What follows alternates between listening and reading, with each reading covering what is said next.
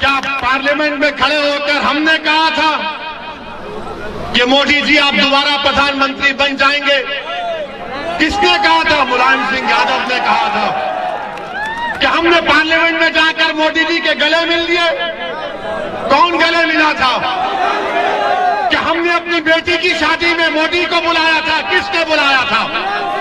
आप सब करेंगे, आप शादी में बुलाएंगे, आप बोलेंगे तुम प्रधानमंत्री बन जाओ, तुम गले भी मिलेंगे। और जब ओवैसी आकर उत्तर प्रदेश के मुसलमानों से कहेगा कि नेता बनो, लीडर बनो, कायद बनो, तो बोलेंगे तुम्हारे वोट काटने आया है, तुम्हारा दुश्मन है। हम तुमको वोट डालते रहेंगे, हम तुम्हारे लिए दरी बिछाएंगे, तुम्हारे सर पर ताज रखेंगे और हम भीख का कासा लेकर अपने बच्चों की जिंदगी की भीख मांगेंगे।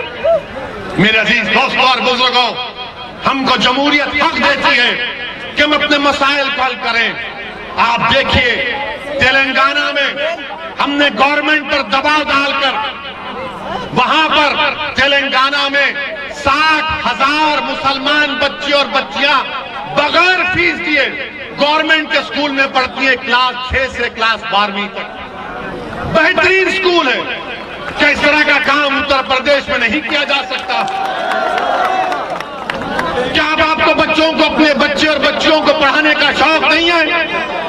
हर मुसलमान को है, मगर पैसे नहीं है पढ़ाने के लिए, हकीकत है।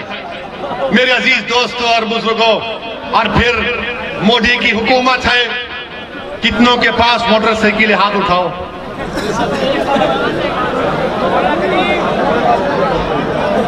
कितनों के पास पेट्रोल की गाड़ी है?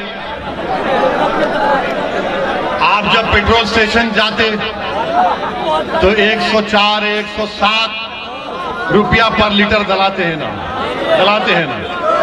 और जब दलाते हैं, दलाकर आप पैसे देने जाते हैं, सामने पोस्टर पर मोदी जी नजर आते हैं। वो देश के इन मोटरसाइकिल चलाने वालों को पैगाम दे रहे हैं कि बेटा लो पेट्रोल और मैं तेरा खून चूस रहा हूं। 107 रुपये मोदी जी, क्या आपने कमाल कर दिया। वाह वाह वाह। और फिर पेट्रोल 107, 104 रुपये में हो गया। तो यूपी का एक निराला मिनिस्टर है जो बोला कि पेट्रोल दलाता ही नहीं है कोई। अजीब आदमी है, अजीब आदमी है। अने कह रहा है कि पेट्रोल दलाता ही नहीं है। अच्छा, एक और इनका बहुत अक्लमंद आदमी है जो कहा कि मोदी जी ने कोविड का वैक्सीन लगाया तो उसमें पैसे चले गए। मेरे भाई, आप थम्स अप हो सकते हो, वैसी थम्स अप नहीं है। हम थोड़ा बहुत पढ़ना लिखना जानते हैं। भारत सरकार ने कोविड के वैक्सीनेशन के लिए 35,000 करोड़ रुपए मुख्तसस किए थे बजट में। तो पेट्रोल क्यों बढ़ाया जा रहा है? क्या मोदी जी आपको गरीबों से मोहब्बत नहीं है? आज पेट्रोल की कीमत बढ़ रही है, तरकारी की कीमतों में इजाफा हो चुका है। हमारी मां और बहनें, आप बताओ, तरकारी में इजाफा हुआ नहीं हुआ? कितनी कीमत बढ़ चुकी है तरकारी की। खाने को खाना नहीं है, हम कुछ भी नहीं खा सकते। गरीब भारत का भूखा मर रहा है, मगर मोदी जी और बीजेपी आरएसएस कह रही है कि गाय का गोश्त की बात करो, मॉब लिंचिंग की बात करो, भड़काओ, दुश्मनी पैदा करो। क्रिकेट मैच है तो भी शमी को ब्लेम कर दो। और मेरे अजीज दोस्तों बुजुर्गों, हम पर इल्जाम लगता है कि हम ही जज्बाती तकारीर करते हैं, मगर आप अपने दिल पर हाथ रखकर बताइए। आप जानते हैं मौलाना कलीम सिद्दीकी को? जानते हैं मौलाना कलीम सिद्दीकी को? भाई, ये सपा वाले क्यों नहीं बोलते उनके बारे में? क्यों नहीं बोलते समाजवादी वाले?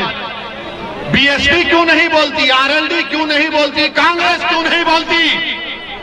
इसलिए नहीं बोलते, जब जाकर पूछो उनसे, इनके नेताओं से पूछो, बोलो ना मौलाना कलीम सिद्दीकी के बारे में, तो कहेंगे अगर कलीम सिद्दीकी के बारे में बोला जाएगा तो योगी और मोदी नाराज हो जाएंगे, हमको हिंदू भाइयों का वोट नहीं मिलेगा। मौलाना कलीम सिद्दीकी को एक झूठे केस में गिरफ्तार किया गया। मौलाना कलीम सिद्दीकी और उनके साथियों पर जुल्म किया जा रहा है। और इसके खिलाफ अगर किसी ने आवाज उठाई तो मजलिस इत्तेहाद उल मुस्लिमीन ने आवाज उठाई। मेरे अजीज दोस्तों और बुजुर्गों, आज आप देखिए कि हर चीज मैं आपके सामने खुलकर बयान कर रहा हूं ताकि आप एक पैगाम लेकर यहां से उठें, ताकि आप आने वाले विधानसभा में मजलिस के हक में अपने वोट का इस्तेमाल करें। मैं फिर से आपसे अपील कर रहा हूं कि 2014 में, 2017 में, 2019 में आपने नाम निहाद सेकुलर पार्टियों को वोट दिया, मगर ये बीजेपी को रोकने से नाकाम साबित हुए। मेरे बुजुर्गों, मेरी इज्जतदार मां और बहनों, मेरे कौम और मिल्लत के गयूर नौजवानों, इस बार एक मर्तबा मजलिस के हक में अपने वोट का इस्तेमाल करो, मजलिस का साथ दो। याद रखो, अगर आज समाजवादी, बीएसपी, कांग्रेस, आरएलडी में अगर मुसलमानों की तरफ कोई देख रहे हैं तो क्यों देख रहे हैं आपको मालूम? अगर मजलिस असदुद्दीन ओवैसी यूपी को नहीं आता तो ये मुसलमानों की तरफ देखते भी नहीं। एक एमपी है साबिका, इनका भी नाम लेना नहीं चाहता हूं, वो अपने फेसबुक पर मजलिस की तारीफ लिखे और ओवैसी की तारीफ लिखे। हमारे जिम्मेदारों ने उनसे राब्ता किया और बोला कि साहब आपने बड़ी तारीफ की, तो कहा कि तहज्जुद में उठा था, दिल में तकलीफ हो रही थी तो मैंने लिख दिया। हमारे लोग खुश हो गए, मैं मुस्कुरा रहा था। मेरा ठीक है। 2 दिन के बाद मालूम हुआ कि अखिलेश यादव के बगल में खड़े होकर फोटो ले रहे हैं।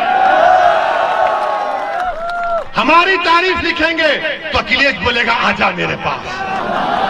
मजलिस के डर से बुला रहे, तो मालूम हो गया कि उत्तर प्रदेश के मुसलमानों में मजलिस अपना घर बना चुकी है, एक मुकाम पैदा कर चुकी है।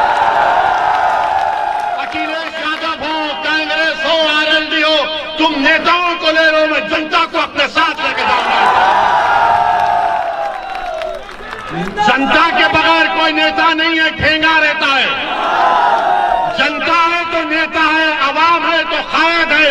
अवाम कायद को बनाती है, जनता नेता को बनाती है। आज उत्तर प्रदेश की मुसलमान जनता इस बात को तय कर चुकी है कि हम अपने नए नेता को बनाएंगे, अपनी पार्टी को मजबूत करेंगे। मेरे अजीज दोस्तों और बुजुर्गों, मेरी आपसे सिर्फ यही गुजारिश है दोबारा कि मजलिस को मजबूत करिए, हर बूथ पर अपनी पार्टी को मजबूत करिए। अगर मैं आप तक नहीं पहुंच सका तो मुझे माफ करिए, मगर आपसे एक वादा कर रहा हूं, मैं सिर्फ ये इलेक्शन लड़ने के लिए नहीं आया हूं।